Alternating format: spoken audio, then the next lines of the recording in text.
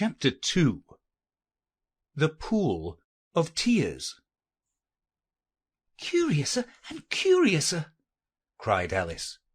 She was so much surprised that for the moment she quite forgot how to speak good English. "Now I'm opening out like the largest telescope that ever was. Good-bye, feet." For when she looked down at her feet, they seemed to be almost out of sight. They were getting so far off. "Oh, my poor little feet! I wonder who'll put on your shoes and stockings for you now, dears. I'm sure I shan't be able. I shall be a great deal too far off to trouble myself about you. You must manage the best way you can. But I must be kind to them," thought Alice, "or perhaps they won't walk the way I want to go. Let me see. I'll give them a new pair of boots every Christmas." And she went on planning to herself how she would manage it. "They must go by the carrier," she thought. "And how funny it will seem sending presents to one's own feet! And how odd the directions will look. Alice's right foot, Esquire, hearthrug, near the fender, with Alice's love. Oh dear, what nonsense I'm talking!" Just then her head struck against the roof of the hall. In fact, she was now more than 9 feet high, and she at once took up the little golden key and hurried off to the garden door. Poor Alice! It was as much as she could do, lying down on one side, to look through into the garden with one eye. But to get through was more hopeless than ever.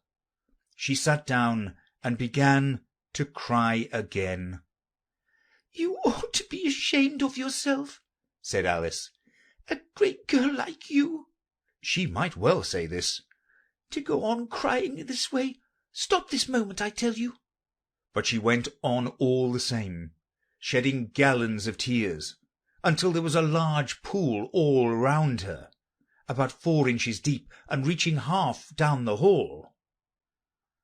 After a time she heard a little pattering of feet in the distance, and she hastily dried her eyes to see what was coming. It was the White Rabbit returning, splendidly dressed, with a pair of white kid gloves in one hand and a large fan in the other. He came trotting along in a great hurry, muttering to himself as he came, "Oh, the Duchess, the Duchess! Oh, won't she be savage if I've kept her waiting!" Alice felt so desperate that she was ready to ask help of anyone. So when the rabbit came near her, she began in a low, timid voice, "If you please, sir." The rabbit started violently, dropped the white kid gloves and the fan, and scurried away into the darkness as hard as he could go. Alice took up the fan and gloves, and as the hall was very hot, she kept fanning herself all the time she went on talking. "Dear, dear, how queer everything is to-day! And yesterday things went on just as usual. I wonder if I've been changed in the night. Let me think. Was I the same when I got up this morning? I almost think I can remember feeling a little different. But if I'm not the same, the next question is, who in the world am I? Ah, that's the great puzzle." And she began thinking over all the children she knew that were of the same age as herself, to see if she could have been changed for any of them. "I'm sure I'm not Ada," she said, "for her hair goes in such long ringlets, and mine doesn't go in ringlets at all. And I'm sure I can't be Mabel, for I know all sorts of things, and she knows such a very little.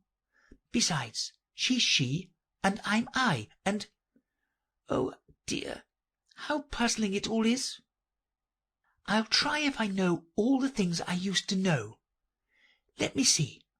4 times 5 is 12, and 4 times 6 is 13, and 4 times 7 is... Oh dear, I shall never get to 20 at that rate. However, the multiplication table doesn't signify. Let's try geography. London is the capital of Paris, and Paris is the capital of Rome, and Rome— no, that's all wrong, I'm certain. I must have changed for Mabel. I'll try and say, how doth the little— and she crossed her hands on her lap as if she were saying lessons, and began to repeat it. But her voice sounded hoarse and strange, and the words did not come the same as they used to do. How doth the little crocodile improve his shining tail, and pour the waters of the Nile on every golden scale? How cheerfully he seems to grin, how neatly spread his claws, and welcome little fishes in with gently smiling jaws. I'm sure those are not the right words, said poor Alice, and her eyes filled with tears again as she went on. I must be Mabel after all, and I shall have to go and live in that poky little house, and have next to no toys to play with, and oh, ever so many lessons to learn. No, I've made up my mind about it. If I'm Mabel, I'll stay down here. It'll be no use their putting their heads down and saying, "Come up again, dear." I shall only look up and say, "Who am I then? Tell me that first, and then, if I like being that person, I'll come up. If not, I'll stay down here till I'm somebody else." But, oh dear, cried Alice, with a sudden burst of tears, I do wish they would put their heads down. I'm so very tired of being all alone here. As she said this, she looked down at her hands and was surprised to see that she had put on one of the rabbit's little white kid gloves while she was talking. How can I have done that? She thought. I must be growing small again. She got up and went to the table to measure herself by it, and found that, as nearly as she could guess, she was now about 2 feet high, and was going on shrinking rapidly. She soon found out that the cause of this was the fan she was holding, and she dropped it hastily, just in time to avoid shrinking away altogether. "That was a narrow escape," said Alice, a good deal frightened at the sudden change, but very glad to find herself still in existence. "And now for the garden." And she ran with all speed back to the little door, but, alas, the little door was shut again, and the little golden key was lying on the glass table as before. "Things are worse than ever," thought the poor child, "for I was never so small as this before, never, and I declare it's too bad that it is."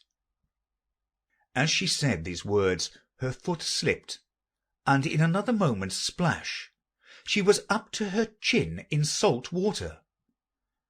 Her first idea was that she had somehow fallen into the sea. "And in that case I can go back by railway," she said to herself. Alice had been to the seaside once in her life, and had come to the general conclusion that wherever you go to on the English coast, you find a number of bathing machines in the sea, some children digging in the sand with wooden spades, then a row of lodging-houses, and behind them a railway station. However, she soon made out that she was in the pool of tears which she had wept when she was 9 feet high. "I wish I hadn't cried so much," said Alice, as she swam about trying to find her way out. "I shall be punished for it now, I suppose, by being drowned in my own tears. That will be a queer thing, to be sure. However, everything is queer to-day." Just then she heard something splashing about in the pool a little way off, and she swam nearer to make out what it was. At first she thought it must be a walrus or a hippopotamus, but then she remembered how small she was now, and she soon made out that it was only a mouse that had slipped in like herself. "Would it be any use now," thought Alice, "to speak to this mouse? Everything is so out of the way down here that I should think very likely it can talk. At any rate, there's no harm in trying." So she began. "Oh, Mouse, do you know the way out of this pool? I am very tired of swimming about here. Oh, Mouse!" Alice thought this must be the right way of speaking to a mouse. She had never done such a thing before, but she remembered having seen in her brother's Latin grammar a mouse, of a mouse, to a mouse, a mouse, o mouse. The mouse looked at her rather inquisitively, and seemed to her to wink with one of its little eyes, but it said nothing. "Perhaps it doesn't understand English," thought Alice. "I dare say it's a French mouse, come over with William the Conqueror." For with all her knowledge of history, Alice had no very clear notion how long ago anything had happened. So she began again. "Où est ma chatte?" which was the first sentence in her French lesson book. The mouse gave a sudden leap out of the water, and seemed to quiver all over with fright. "Oh, I beg your pardon," cried Alice hastily, afraid that she had hurt the poor animal's feelings. "I quite forgot you didn't like cats." "Not like cats!" cried the mouse with a shrill, passionate voice. "Would you like cats if you were me?" "Well, perhaps not," said Alice in a soothing tone. "Don't be angry about it. And yet I wish I could show you our cat Dinah. I think you'd take a fancy to cats if you could only see her. She is such a dear, quiet thing." Alice went on, half to herself, as she swam lazily about in the pool. "And she sits purring so nicely by the fire, licking her paws and washing her face, and she is such a nice soft thing to nurse, and she's such a capital one for catching mice. Oh, I beg your pardon," cried Alice again, for this time the mouse was bristling all over, and she felt certain it must be really offended. "We won't talk about her any more if you'd rather not." "We indeed!" cried the mouse, who was trembling down to the end of his tail. "As if I would talk on such a subject. Our family always hated cats. Nasty, low, vulgar things. Don't let me hear the name again." "I won't indeed," said Alice, in a great hurry to change the subject of the conversation. Are you fond of dogs?" The mouse did not answer, so Alice went on eagerly. "There is such a nice little dog near our house. I should like to show you. A little bright-eyed terrier, you know, with, oh, such long curly brown hair. And it'll fetch things when you throw them, and it'll sit up and beg for its dinner, and all sorts of things. I can't remember half of them, and it belongs to a farmer, you know, and he says it's so useful. It's worth £100. He says it kills all the rats, and—" "Oh dear!" cried Alice in a sorrowful tone. "I'm afraid I've offended it again." For the mouse was swimming away from her as hard as it could go, and making a commotion in the pool as it went. So she called after it, "Mouse dear, do come back, and we won't talk about cats or dogs either, if you don't like them." When the mouse heard this, it turned round and swam slowly back to her. Its face was quite pale with passion, Alice thought, and it said in a low, trembling voice, "Let us go to the shore, and then I'll tell you my history, and you'll understand why it is I hate cats and dogs." It was high time to go, for the pool was getting quite crowded with the birds and animals that had fallen into it. There was a duck and a dodo, a lory and an eaglet, and several other curious creatures. Alice led the way, and the whole party swam to the shore.